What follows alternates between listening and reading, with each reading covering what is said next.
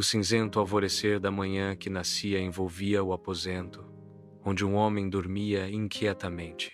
Seu corpo de matéria fina havia se desprendido do corpo adormecido e peregrinava por caminhos distantes. Ele se apressava por uma floresta interminável, na qual os troncos das árvores se alinhavam tão próximos uns dos outros que impediam qualquer visão além. Confuso e impetuoso, ele corria por entre eles. Ao chegar a uma encruzilhada, parava por um instante, pensativo, e então, após um profundo suspiro, escolhia uma das 3 direções em busca da almejada saída. Também o corpo adormecido, que percebia as distâncias se tornarem cada vez maiores para o espírito, suspirava profundamente. Finalmente, a floresta foi se tornando menos densa.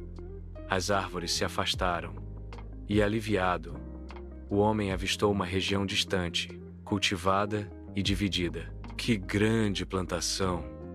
Pensou, surpreso. Ele deixou a sombra da floresta e desceu por um caminho estreito que corria ao lado de uma cerca viva alta, espessa, quase da altura de uma pessoa, protegendo o terreno contra olhares externos. Logo, o atalho terminava em uma estrada, e o homem parou diante de um portão de madeira aberto. Pequenas carroças cobertas, puxadas por cavalos semelhantes a pôneis, entravam na plantação naquele instante. Ao lado delas caminhavam pequenos homens, que guiavam seus animais com voz mansa e doce. Lilliput, pensou o homem, divertido. Então, um dos homenzinhos virou a cabeça em sua direção, e ele se assustou com o aspecto da pele e o rosto barbudo do pequeno, que parecia eternamente velho e eternamente jovem, cujos olhos o observavam com um ar de mistério.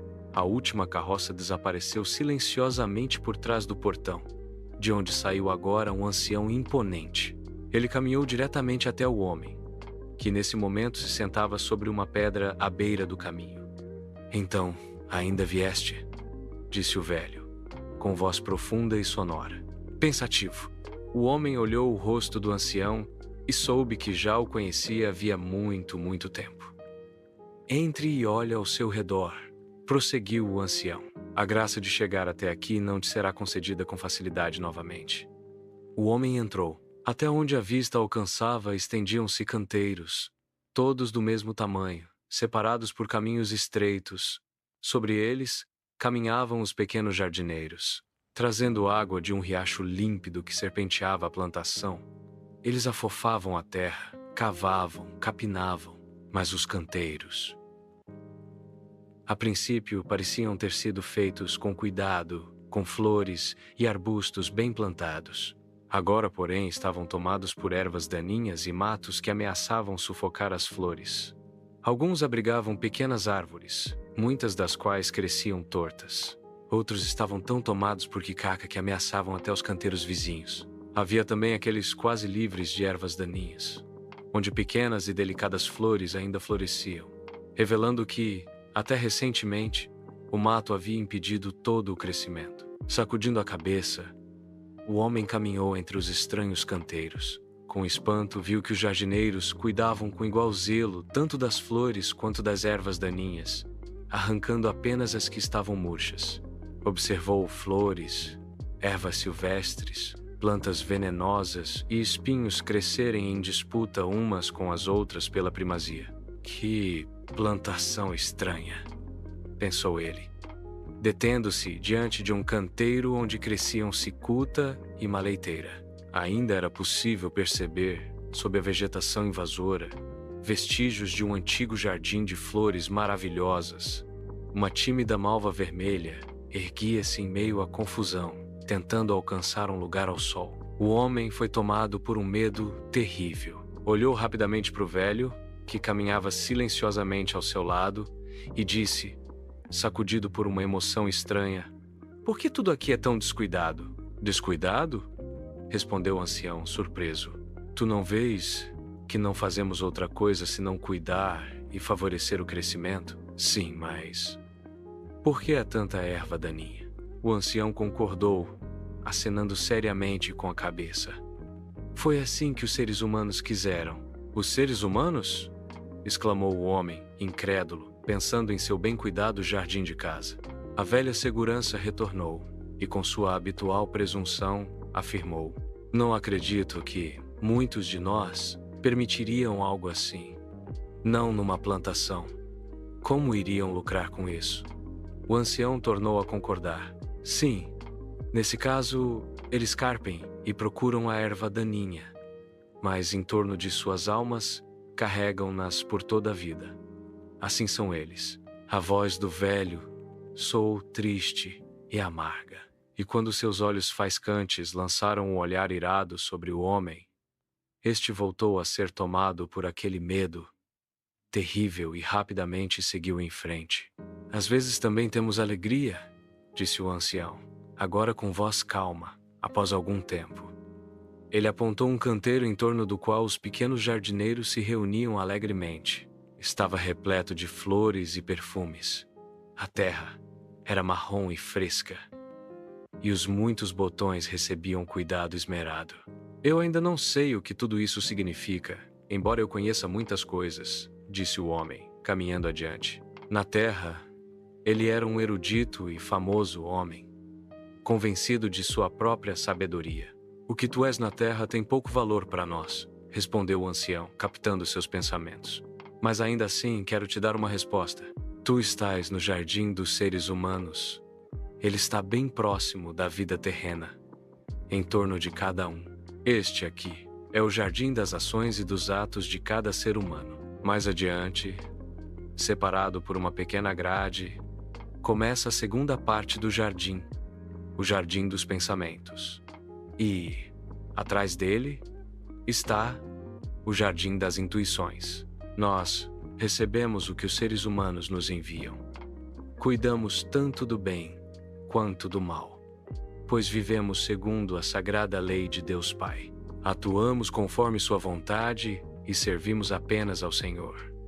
Não a vós, mas se conduzis adiante todos os nossos pensamentos e ações, então servis a nós, na verdade. Retrucou o homem com desprezo. O ancião balançou novamente a cabeça. Assim sois vós. Sempre acreditais que tudo gira em torno de vossa pequenez ridícula. Nós apenas trabalhamos conforme a vontade do Senhor, com fidelidade, e participamos da maravilhosa rede da vida. Vós, porém, espíritos pós-criados e deformados, tentastes impor vossa vontade sobre a do Eterno. Eis o resultado. Eles haviam alcançado o jardim dos pensamentos. Ali, a vegetação se alastrava voluptuosamente, cobrindo e escondendo os canteiros. Estranhas formas de trepadeiras e árvores deformadas rastejavam como animais feios em meio a um matagal desordenado, de onde brotavam flores exuberantes em cores venenosas. Os guardiões dessa parte eram figuras leves e alegres, que se moviam em silêncio. O ser humano acredita ser o senhor da terra, prosseguiu o ancião. E poderia ser, se vibrasse na vontade de Deus, mas, em vez disso, tornou-se escravo de sua presunção terrena e de seu intelecto. Se soubesse que tudo o que faz de errado e ruim retorna para si, perderia um pouco de sua arrogância. Tudo precisa retornar a ele em contínua transformação, às vezes em formas mais fortes ou mais fracas, dependendo de seu movimento em direção às trevas ou à luz. Nisso não há injustiça alguma. Ele próprio precisa se libertar do que criou. Ninguém pode ajudá-lo, nem mesmo nós, que recebemos, conduzimos e devolvemos seus atos, pensamentos e intuições. Somos servos incorruptíveis do nosso Senhor, que não deixa passar nada, nem mesmo um grãozinho, cheio ou vazio. O homem sentiu tontura. Um novo mundo se abria diante de seus olhos. Que fios, que forças envolviam o ser humano sem que ele sequer soubesse. A esse respeito ele nunca havia sabido.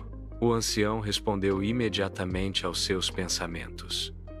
Tu acreditas que Deus poderia ser injusto? Pequeno espírito humano? Cada um de vós sabia disso, e por vontade própria, enterrou esse saber. Venha, Aqui está a terceira parte do jardim. 2 altos ciprestes marcavam a entrada. Atrás deles, reinava uma verdadeira loucura, tal a confusão de cores, formas e feiura que cobria os canteiros.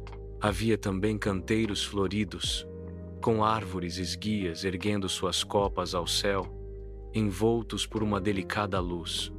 Em outros, o bem e o mal lutavam entre si, mas, na maioria, havia um amontoado de coisas horríveis que assustaram o homem. Aqui está ainda pior, disse ele, aflito. Certamente, respondeu o ancião com serenidade. A intuição do ser humano é espiritual. Suas ligações alcançam mais longe e por isso tem ação mais forte. Ela pode criar pureza luminosa, elevar o ser humano a alturas antes inimagináveis, mas também criou o inferno com todos os seus horrores. Como isso é possível? Balbuciou o homem. É simples. Aqui estão os canteiros. Se todos se esforçassem com boa vontade, as trevas perderiam força, o inferno definhar-se-ia por si mesmo, e o manancial de desgraça se esgotaria para sempre. Será que consigo ver meu canteiro? Pensou ele, tomado por um medo crescente. O ancião, com um gesto silencioso, mostrou-lhe. Estava coberto por trepadeiras, cujas grandes folhas sufocavam toda a vida. Um tronco podre se erguia como uma coluna caída, triste e sem esperança. Aquele canteiro refletia exatamente o que o homem temia. Mas o ancião disse: ainda deve haver alguma esperança. Do contrário, não terias chegado até aqui. Vejo uma pequena luz e gostaria de te conduzir. O homem mal ouviu. Tomado por uma decisão repentina, ajoelhou-se e começou a arrancar as quicacas uma a uma. Aos poucos, surgiu uma modesta flor azul, quase sufocada. Com mais rapidez, ele soltou as teimosas trepadeiras e descobriu que todo o matagal estava ligado a uma única e imensa raiz. Assim que teve espaço para segurá-la melhor, agarrou com força a raiz grossa como um braço e tentou arrancá-la. Ela desce até as planícies mais escuras, disse o ancião. Terás trabalho. Se tentares arrancar, lá à força, com violência, ela se romperá e voltará a crescer. Até que profundidade ela vai? Perguntou o homem. Até o inferno, respondeu o ancião, indiferente, virando-se para partir. O homem sentiu os cabelos se arrepiarem de medo, como se ecoassem milhares de vozes infernais repetindo aquela palavra terrível. Atordoado, largou a raiz.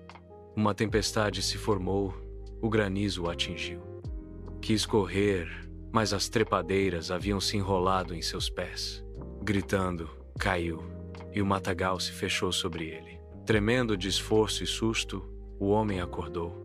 Olhou perplexo para o dia de verão, ainda incapaz de se reconectar ao mundo terreno. A vivência fora clara demais. Bateram à porta. O criado trouxe a correspondência. Muitas cartas, entre elas uma de um amigo.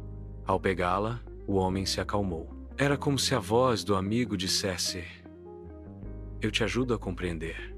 Abriu a carta com uma leve esperança no coração. Enquanto o criado escancarava as cortinas e o sol de verão iluminava o aposento, um brilho claro caiu sobre a folha aberta e destacou uma palavra, um nome, do qual o homem não conseguia desviar os olhos. Lendo e relendo, soube que aquele nome selaria seu destino. Abtrushin.